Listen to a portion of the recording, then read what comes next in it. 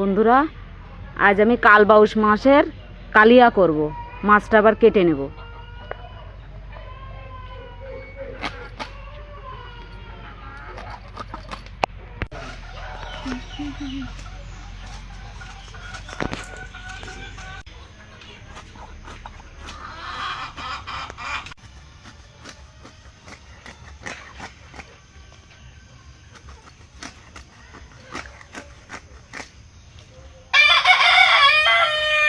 কেটে নিয়েছি,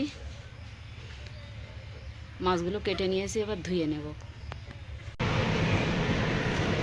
আমি মাছগুলো ধুয়ে নিয়েছি,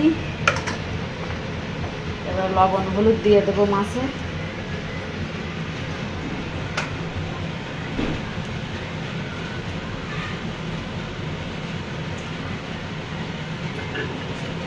লবণ হলুদটা মাখিয়ে নেব। কড়াইতে দিয়ে দেব তেল মাছটা ভাজার জন্য। তেলটা গরম হয়ে গেছে, মাছগুলো দিয়ে দেব।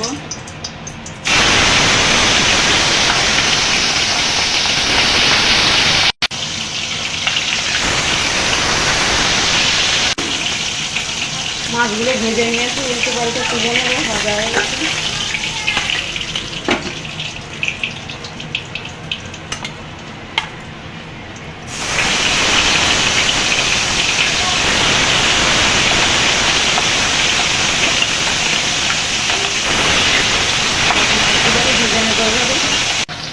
মাছগুলো ভাজা হয়ে গেছে, তুলে নেব।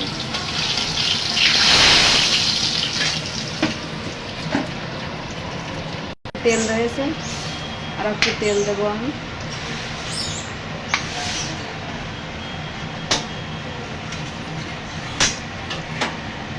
দিয়ে দেবো পেঁয়াজ আর রসুন বাটা।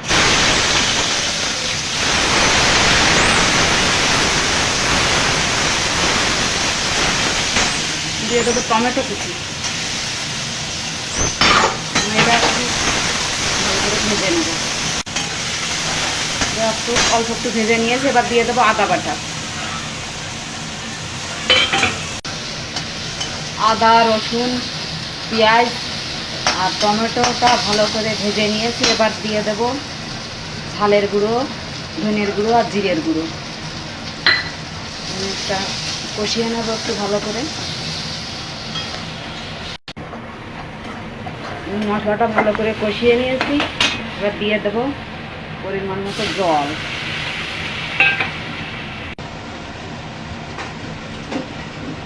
দিয়ে দেবো লবণ স্বাদ মতো,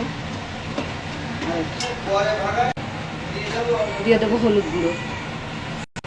একটু নাড়িয়ে দেবো।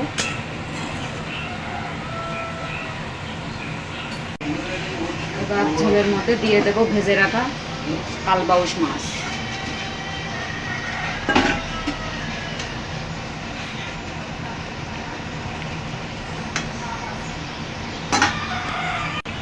একটু নাড়িয়ে দেবো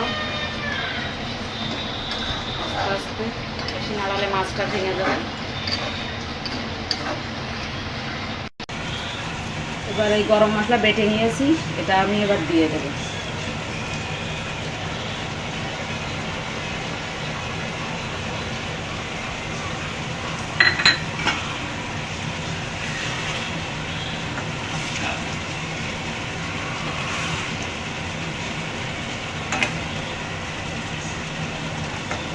গরম মশলা দিয়ে একটুখানি জাল দেবো।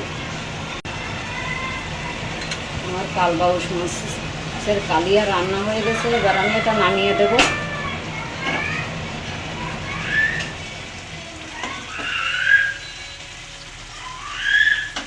নামিয়ে দেবো এবার এটা। আমার কালবাউশ মাছের কালিয়া রান্না হয়ে গেছে। দেখেন, আপনারা এইভাবে রান্না করে খাবেন। রেসিপিটা যদি ভালো লাগে লাইক, কমেন্ট, শেয়ার করবেন, আর আমার চ্যানেলটা অবশ্যই সাবস্ক্রাইব করবেন।